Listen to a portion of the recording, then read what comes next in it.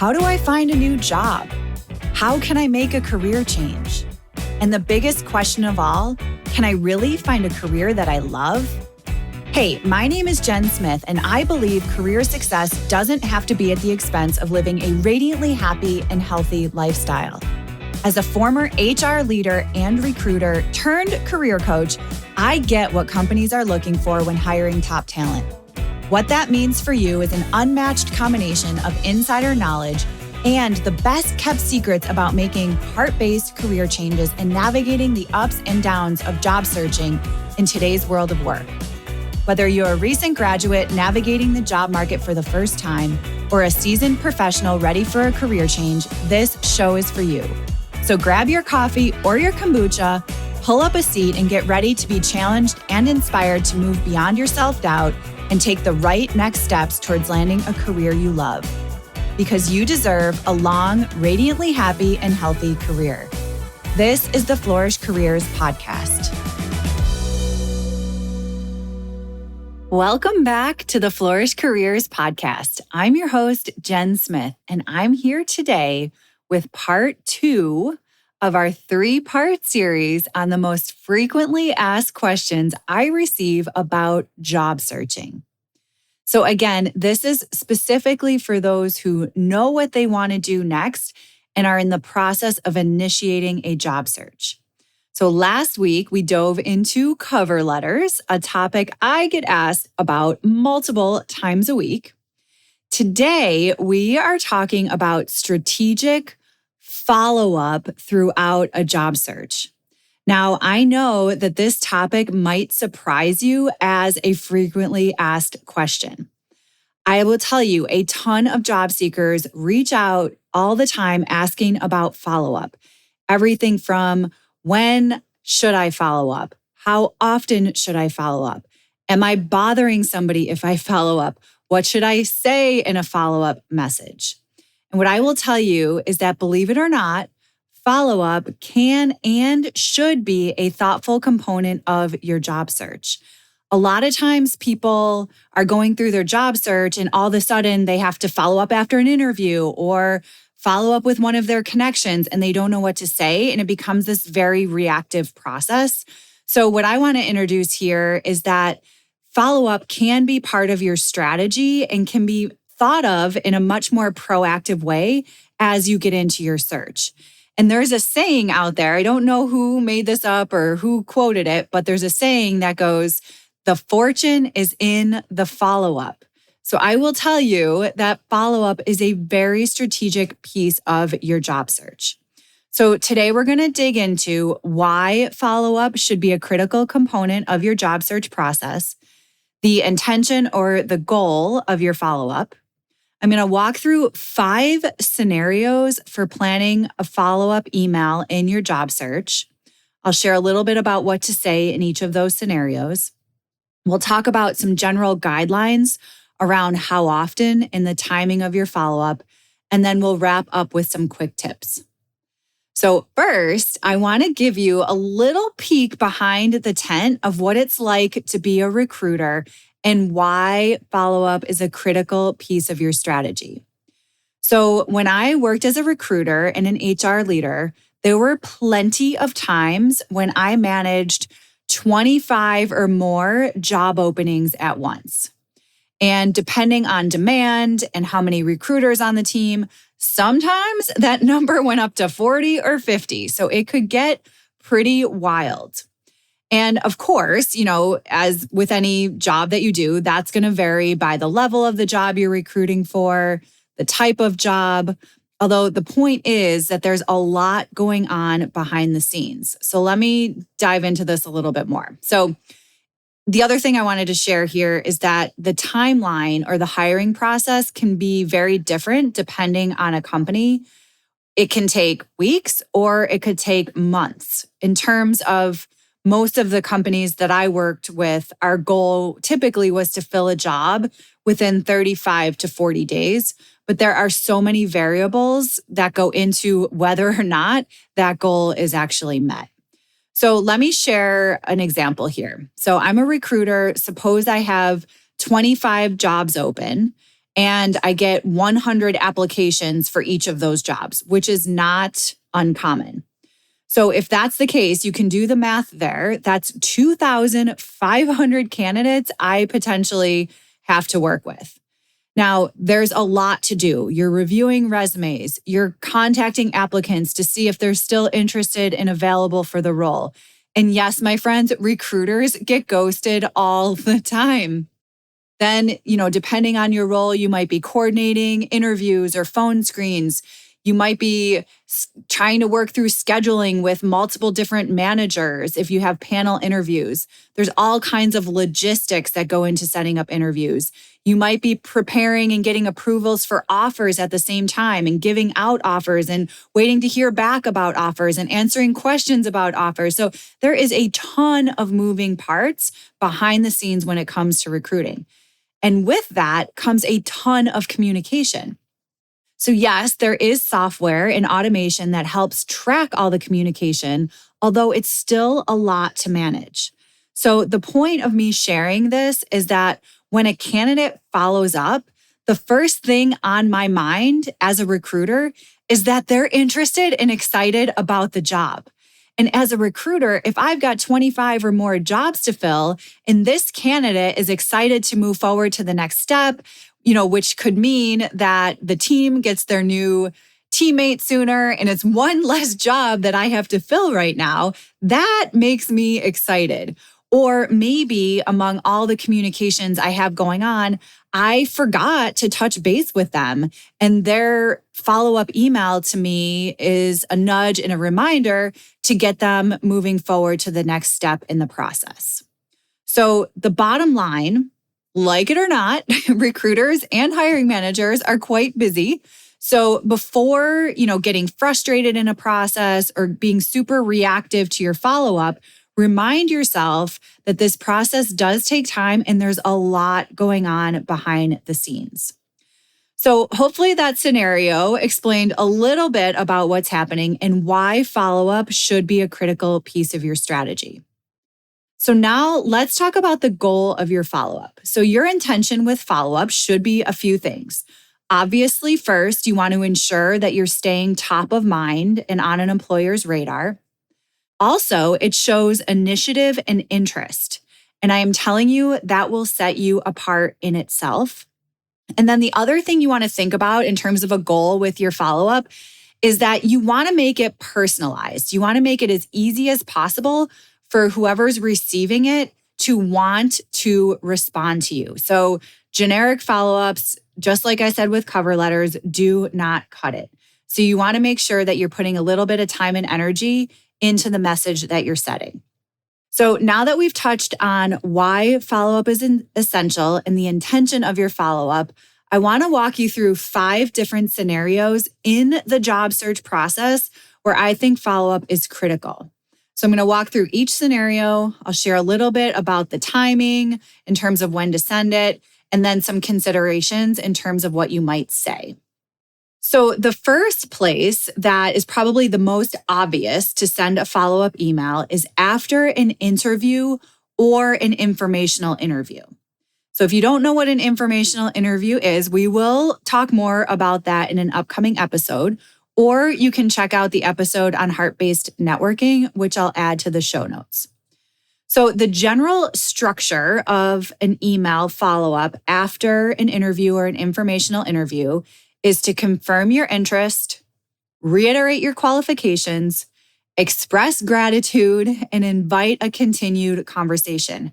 I am telling you, not everyone does this, and it will set you apart. A simple thank you for somebody's time will go a long way.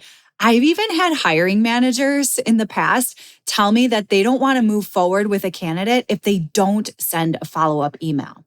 So make this part of your strategy. So typically after an interview or an informational interview, you want to send a thank you email within 24 hours. And the message can be very simple. It's just, dear hiring manager, whatever their name is, I wanted to send a quick note to thank you for inviting me to interview with you yesterday. It was great to hear about, and then you want to add some specifics around the discussion. You could share a little bit about the mission or the goals or the team or the culture that really stood out to you. I definitely suggest including some type of personalized narrative from the conversation.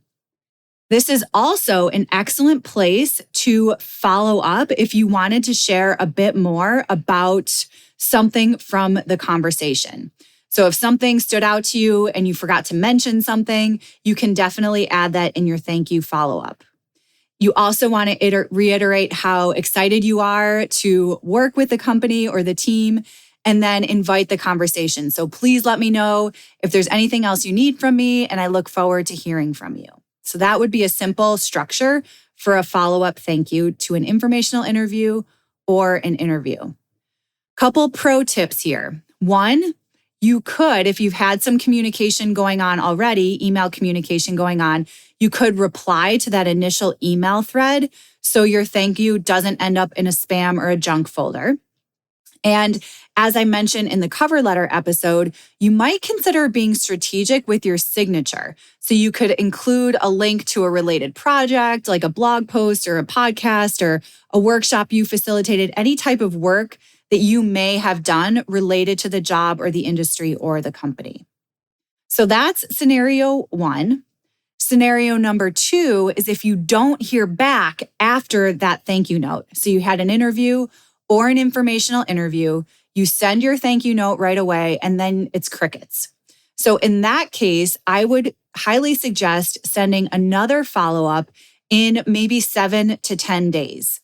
And in this note, it's going to be a little bit shorter, but basically you want to pop in their inbox, wish them, hope that they have a good week, let them know that you understand they're probably super busy and that you wanted to follow up about the role or the conversation.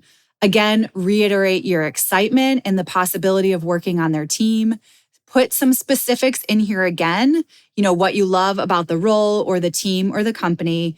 You could even mention something like, if you need any other information as you continue the hiring process, I'm happy to share that. Another quick tip that you could do here is share some type of content that is related to the conversation you had with them. So maybe, you had a conversation about the company growing and scaling, and you recently read a Harvard Business article or a Forbes article about, the challenges of growing and scaling. You could share that and say something like, I read this article and I thought of you and the work your team is doing, so I wanted to share it. So that's really taking your follow-up to the next level and letting that hiring manager know you're already adding value, which is an excellent thing to do before they're making final hiring decisions. Of course, you just close out with a simple, I look forward to hearing back from you, and definitely include your contact information, name, email, phone number, LinkedIn profile. Another scenario you might consider following up is if you haven't heard back from a hiring manager or a recruiter after applying for a job. In this scenario, I highly recommend doing this step alongside your online application. So I will tell you, the online job market is saturated. So if you're out there applying to hundreds of jobs online and not hearing anything back, it's because the market is saturated. So I highly recommend taking your application process one step further and emailing the hiring manager, someone in HR, or the recruiter.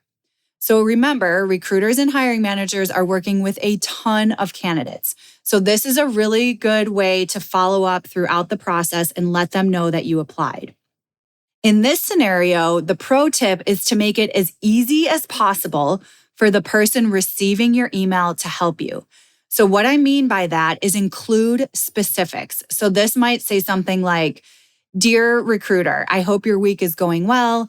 My name is Jen Smith, and I received your information from LinkedIn or wherever you got their contact information. Then you want to go into the details. Recently, I applied for an HR manager job ID number 12345. Although I haven't heard anything back, I realize there's a lot going on. I'm super excited about the possibility of joining your team, and I want to make sure you received my application. Again, include the job title, the job ID if it's there. You could include the date that it was posted. You could include a link to the job posting and then let them know you're looking forward to hearing back from them. You might also consider attaching your resume in this scenario.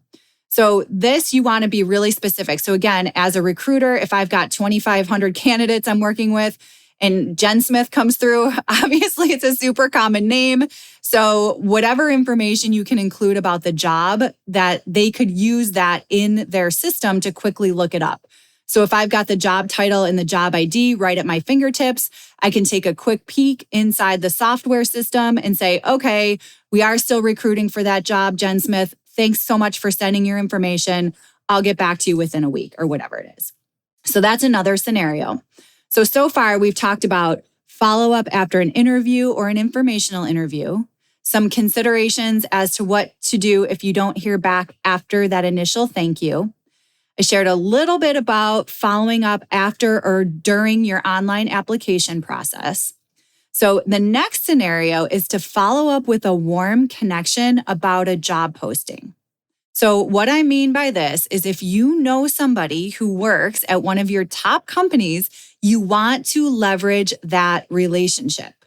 So I just had this situation where one of my beloved insider community members reached out to one of their college roommates for an introduction to a hiring manager at their top company.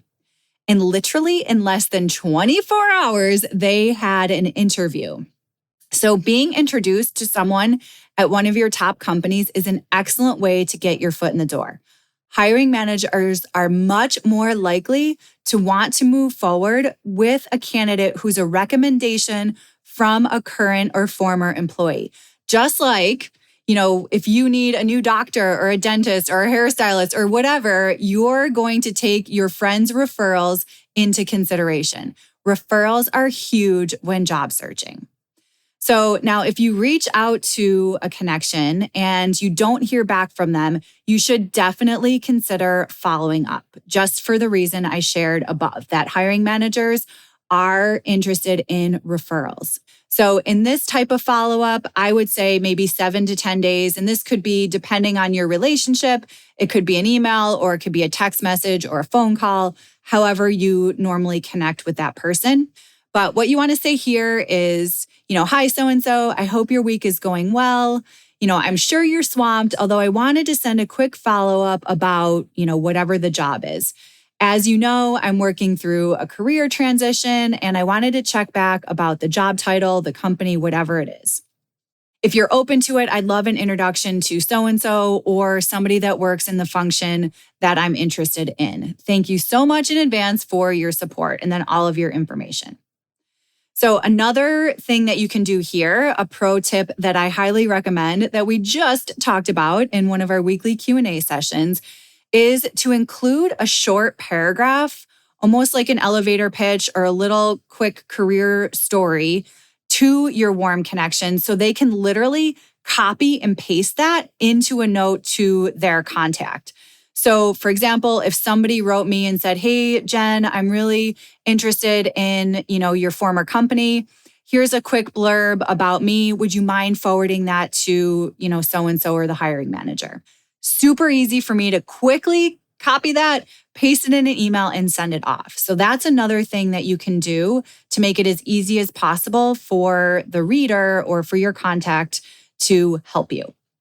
All right, so far we've talked about 4 scenarios. The last scenario that I think is critical in terms of follow-up when you're in the job search process is following up with someone you met at an event, whether that's an online event or an in-person event. So this is a great way to get noticed with leaders or thought leaders at your top companies. So if one of your companies is hosting an event or a job fair, you should definitely go and then meet people and follow up. And this follow-up should, definitely be sent right away. So 24 to 48 hours. And it would say something like, Dear so-and-so, I wanted to send you a quick note to say that it was so nice meeting you at whatever the event was. Put the exact title. I enjoyed talking with you about whatever you talked about, something very specific from your conversation. And then you should attach your resume here. So I wanted to share my resume in case you know of anybody who might need help with, and then include the job or the details of the type of work you're seeking. And then you could always, ask for a conversation or offer your help with something if they have something specific going on. And then, of course, include your name, your email, your phone number, and your LinkedIn URL. So that's a great way to stay top of mind with folks that are leading events in an industry or at a company that you're interested in. So now that we've covered the 5 scenarios where follow-up is critical, I just wanted to share a little bit around how often and when to follow up. This can be tricky. And I know as a candidate, people are always thinking that they're bothering people and that they don't want to look, like a stalker or anything like that. But it's an important piece. And I want you to think about this as a strategy in your job search process. So in terms of timing and how often, again, you don't want to come across annoying or stalker-ish. So the general rule I personally follow is 3 times. So once right away within, 48 hours, again within a week. And then I would suggest, consider just leaving it for a week or 2 and then a follow-up again in 2 or 3 or 4 weeks, depending on the situation. You also want to consider your timing. So first thing Monday morning, most people are getting settled and catching up from the previous week. So it's probably not the best time. Fridays might be team events or vacations. You want to consider holiday weeks. So like a Monday holiday, like a President's Day, some people aren't working and your email could get lost in the shuffle. So what I recommend here is put yourself in the receiver's shoes. When would you most likely when would you most likely reply to an email or read an email? So just some things to think about when you're working through this process. So in summary, follow-up is an essential part of your job search strategy. It shows initiative and it ensures that you are staying on the employer's radar, especially after an interview or an informational interview, after applying for a job online, checking back with one of your connections at a company, or meeting someone at an event. You want to make sure your follow-up message is personalized and easy for the person to respond to you. Keep it short and sharp, express gratitude, and invite a continued conversation. Remember to make your outreach feel highly personalized and easy as possible for the person to respond to you. This will increase your response rate. Okay, my friends, that's all for this week. I hope you found this helpful. And if you are finding it helpful, please consider sharing with a friend. As always, for detailed show notes, you can visit the Flourish Careers blog at flourish.careers/blog. I'll be back next week with the 3rd episode in this 3-part frequently asked questions series. And this topic is going to be 3 quick and easy ways to leverage LinkedIn throughout your job search. So thank you so much for tuning in, and I will talk with you next week.